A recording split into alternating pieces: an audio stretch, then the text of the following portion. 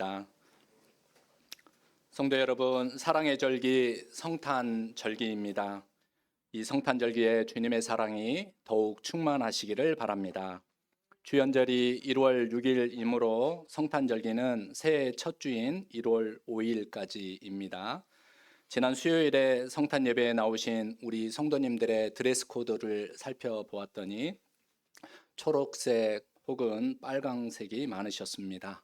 신발도 빨강색, 또 겉옷과 안쪽 옷도 빨강색, 초록색, 그리고 목도리도 초록색 혹은 빨간색 목도리, 그리고 액세서리도 이렇게 포인트를 주어서 성탄절의 기쁨을 함께 나누고자 하신 우리 성도님들의 마음을 잘 표현을 해 주셨습니다. 그리고 여기에 성탄절이 가까이 올 때 얼굴이 빨개지는 포인세티아 꽃까지 아기 예수님을 기다리며 키워온 사랑의 마음을 잘 담아서 표현해 주셨습니다. 이렇게 우리의 지극히 작은 일상적인 것으로 하나님께 마음을 표현할 때 이것은 하나님이 크게 기뻐하시고 거룩하고 아름다운 일이 된다는 것을 우리가 함께 나누었던 성탄절기였습니다. 그리고 오늘은 송년주일입니다. 여러분 1년 동안 정말 수고 많으셨습니다. 여러분이 마음을 주고 애쓴 모든 일에 하나님의 복이 차고 넘치시기를 바랍니다. 분명히 최선의 하나님이 여러분을 최선의 길로 인도하실 줄로 믿습니다. 하나님은 우리에게 한 해를 보내며 우리의 삶이 추구해온 여러 가지 일들을 말씀으로 돌아보고 또 새로운 새해를 잘 준비하는 그러한 마음을 얻도록 이 시간 우리에게 귀한 자리를 허락해 주셨습니다. 그래서 이 자리가 복되고 아름답고 귀합니다. 이 시간 하나님은 사도 바울이 골로새 교우들에게 전하였던 옷을 갈아입는 비유를 통하여 우리에게도 말씀하고 계십니다. 성탄절이 아기 예수님이 우리의 빈 마음과 가난한 마음에 오신 날이라고 할 때 우리는 아기 예수님과 함께 다시 태어난 자들입니다. 그래서 사도 바울은 다시 태어난 우리에게 위의 것을 찾으십시오 라고 말씀하셨습니다. 골로새서 3장 1절에서 2절 우리 함께 읽어보시도록 하겠습니다. 그러므로 너희가 그리스도와 함께 다시 살리심을 받았으면 위의 것을 찾으라. 거기는 그리스도께서 하나님 우편에 앉아 계시느니라. 위의 것을 생각하고 땅의 것을 생각하지 말라. 이 말씀은 하나님으로부터 다시 태어난 여러분은 그리스도인으로서 자격이 부여된 사람들이다라는 것을 알려주고 있습니다. 그리고 본문 12절 말씀을 읽어보았더니 그리스도인으로서 가져야 하는 두 가지 자격, 그리스도인에게 부여되는 두 가지 자격에 대하여 묘사하고 있습니다. 읽었지만 우리 12절 말씀도 다시 읽어보시겠습니다. 그러므로 너희는 하나님이 택하사 거룩하고 사랑받는 자처럼 긍휼과 자비와 겸손과 온유와 오래 참음을 옷 입고, 앞부분을 보시면 그리스도인에게 부여된 하나의 자격이 있습니다. 그것은 하나님께서 택하신 거룩한 자들이다. 또 하나는 사랑을 받은 자들이다 라고 이렇게 말씀해 주고 계십니다. 이와 같은 분들이 바로 그리스도인입니다 라고 말씀하시는 것입니다. 그러므로 저와 여러분 안에는 명확히 나는 하나님으로부터 다시 태어났고 택하심을 받아 구별된 자가 되었고 그 크신 사랑을 받은 사람이라는 믿음의 확신이 있어야 하겠습니다. 우리는 우리 구원의 확신에 대하여 늘 하나님께 감사해야 합니다. 왜냐하면 새 사람이 된 것에 우리의 노력이 들어설 자리가 없기 때문입니다. 그것은 하나님의 선물이기 때문입니다. 다만 새 사람으로 살아가기 위해서는 새 사람에게 어울리는 새 옷을 입어야 합니다. 그래서 사도 바울은 먼저 땅에 속한 것들, 즉 옛사람을 벗어버리고 새 사람을 입어야 한다라고 강조하셨습니다. 옛사람은 예수님을 알기 전 자기 중심적이고 탐욕적인 죄성을 옛사람이라고 이야기합니다. 사도 바울은 그 옛사람의 성품을 이렇게 말씀하였습니다. 골로새서 3장 5절 말씀입니다. 그러므로 땅에 있는 지체를 죽이라. 곧 음란과 부정과 사욕과 악한 정욕과 탐심이니 탐심은 우상 숭배니라.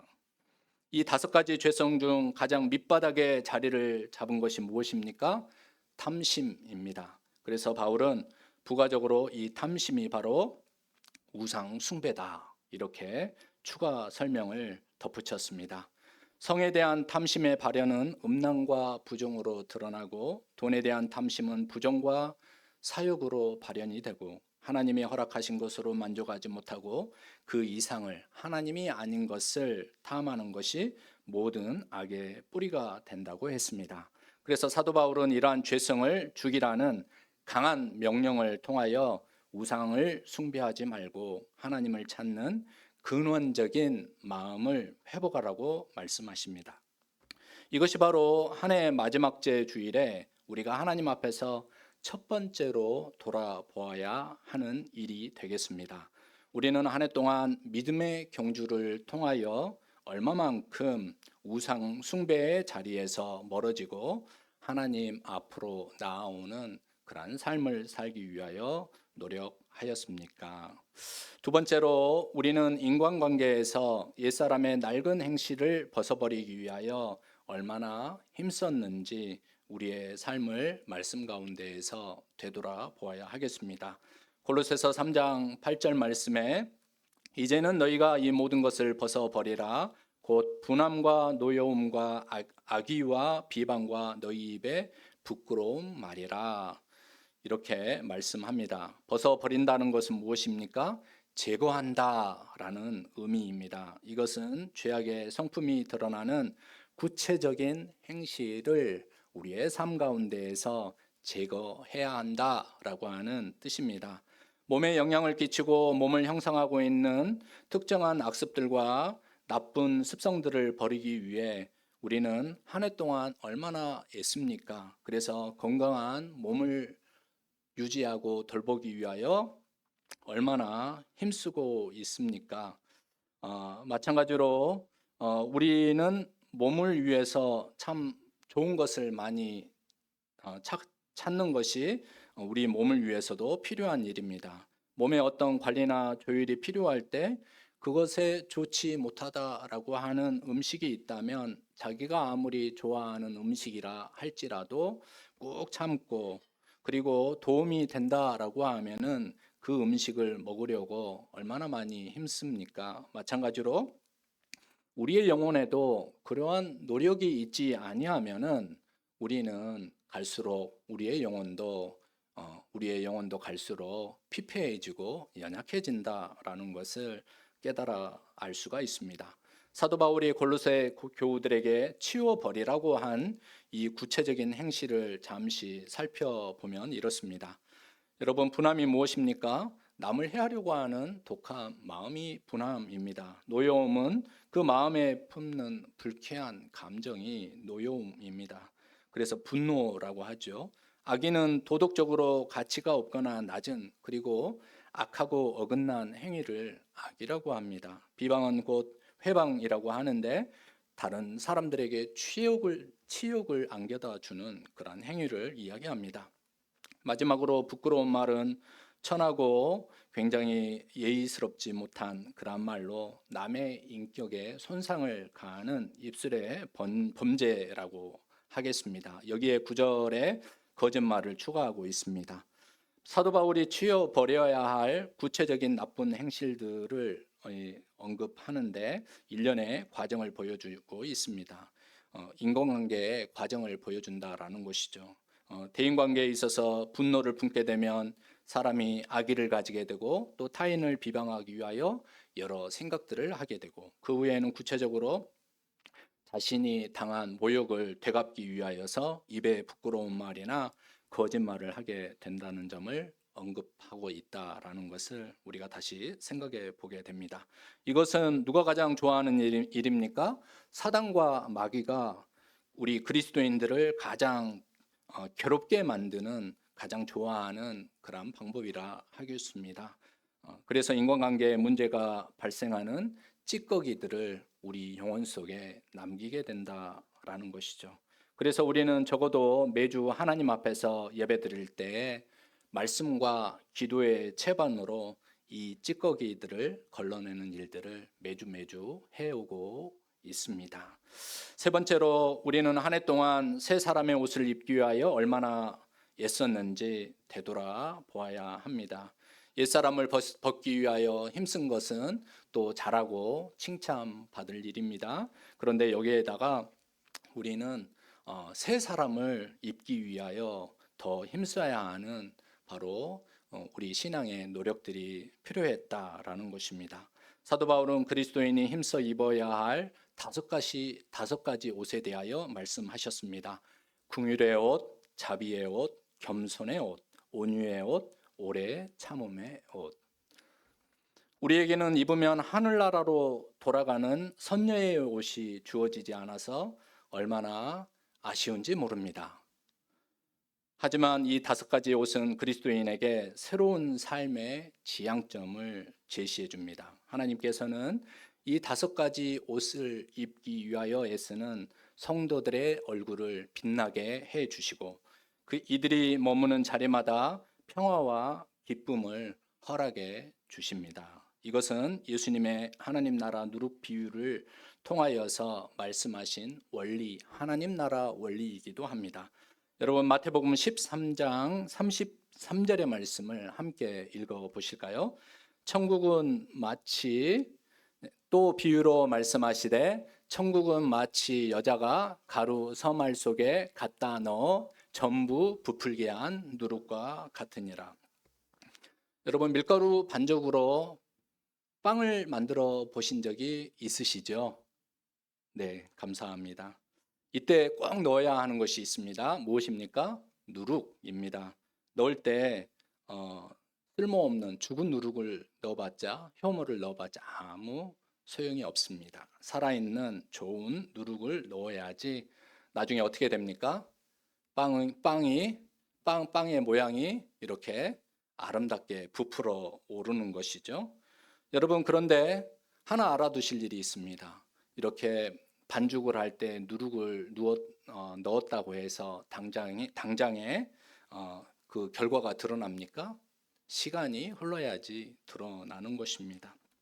누룩을 넣었는지 아닌지 당장에는 드러나지가 않는다라는 것입니다. 하나님 나라는 이와 같은 것입니다. 하지만 나중에 반죽이 부풀어 올랐는지 아닌지 그 결과를 보면은 알 수 있다라는 것이죠. 긍휼과 자비와 겸손과 온유와 오래 참음의 옷은 우리의 삶과 우리 공동체를 풍성하게 하는 누룩과 같은 것입니다. 본문 13절 말씀을 보시기 바랍니다. 누가 누구에게 불만이 있거든 서로 용납하여 피차 용서하되 주께서 너희를 용서하신 것 같이 너희도 그리하고. 그런데 우리가 그리스도인이라고 하지만 얼마나 불완전한 모습 가운데 우리가 머물고 있습니까? 그래도 하나님은 우리를 용납하시고 용서해 주신다고 하니 참으로 다행스럽고 또 감사한 일입니다. 예수님의 용서할 줄 모르는 종의 비유를 여러분 생각해 봅시다. 10,000달란트 빚진 자는 주님으로부터 마태복음에 보니까 임금으로부터 불쌍히 여김을 받아서 빚을 탕감받았는데 정작 그는 자기에게 100데나리온 빚진 동료를 불쌍히 여기지 않아 주인이 노했다는 말씀에서 우리가 하나님의 눈으로 보는 일에 얼마나 서툴고 부족한지 우리의 삶을 늘 묵상해 볼 수 있습니다. 그래서 사도 바울은 긍휼과 거리가 멀고 자비롭지도 않고 겸손과는 반대로 행하고 온유하지도 오래 참을 줄도 모르는 우리더러 어떻게 말씀합니까? 옷을 입었으면 모든 것 위에 사랑을 더하라 이렇게 말씀해 주고 계십니다. 다 함께 14절 말씀 우리 다시 읽어보시겠습니다. 이 모든 것 위에 사랑을 더하라 이는 온전하게 매는 띠니라.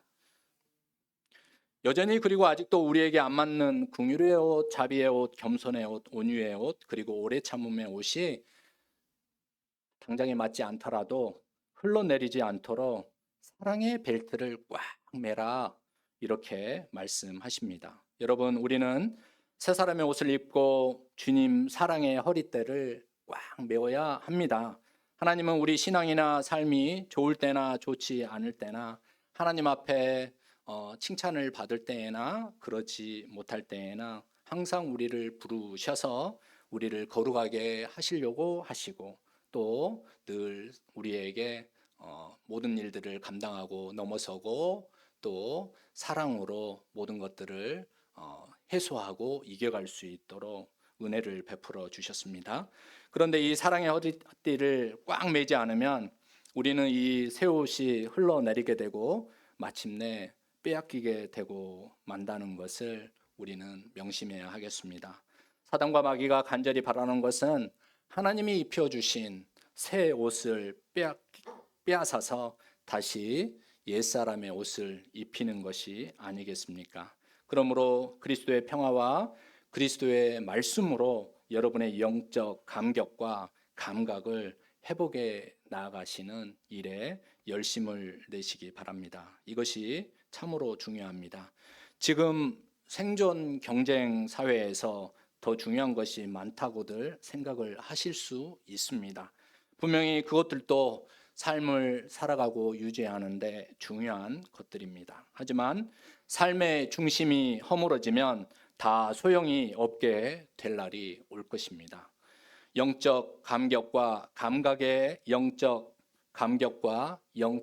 감각의 스위치가 꺼져 있는 사람은 비록 열심히 살았기 때문에 다른 빈곤과 궁핍은 없앨 수 있을지언정 영혼의 빈곤과 영혼의 궁핍함에 대하여 아무런 준비를 하지 못하였다면 다른 것으로 대신할 수 없게 된다는 것을 깨닫게 될 날이 올 것이라는 것이죠. 사랑하는 여러분, 그리스도의 평화가 여러분의 마음을 주장하게 하고 그리스도의 말씀이 여러분 안에서 풍성하게 된다면 우리 모두의 삶은 전혀 새로운 길로 인도함을 받을 수가 있습니다.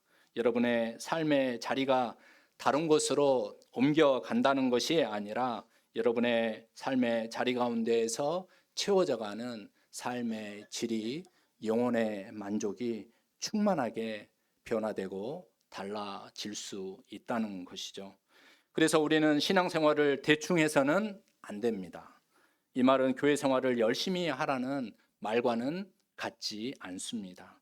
집에 머무르실 때 직장에서 사업장에서 그리고 일상생활 가운데에서 그리스도의 평화와 말씀을 놓지 않고 살 때 예수님 구원의 역사가 여러분의 영혼을 가득 채우고 참 생명의 세계를 경험하도록 인도해 가신다라는 것입니다. 하지만 혼자 이것이 안 될 때 공동체로 나아오셔야 합니다. 마지막으로 예수님의 혼인잔치 비유를 다시 여러분 말씀드리고 오늘 말씀을 마치고자 합니다. 혼인잔치에 청함을 받은 사람이 많았습니다. 그들은 자기 밭으로 자기 사업으로 가버리고 오지 않았습니다. 그래서 예수님 그 임금은 자기 아들을 위하여 혼인잔치에 참여할 다른 모든 사람들을 초청하여서 잔치집을 만석으로 채우셨습니다.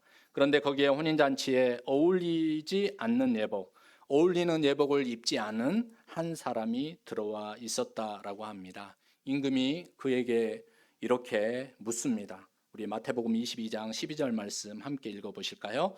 이르되 친구여 어찌하여 예복을 입지 않고 여기 들어왔느냐 하니 그가 아무 말도 못하거늘. 우리의 삶의 시간은 하나님의 명령과 말씀에 대답과 열매를 준비하는 시간입니다. 한 해가 저물어가고 있습니다.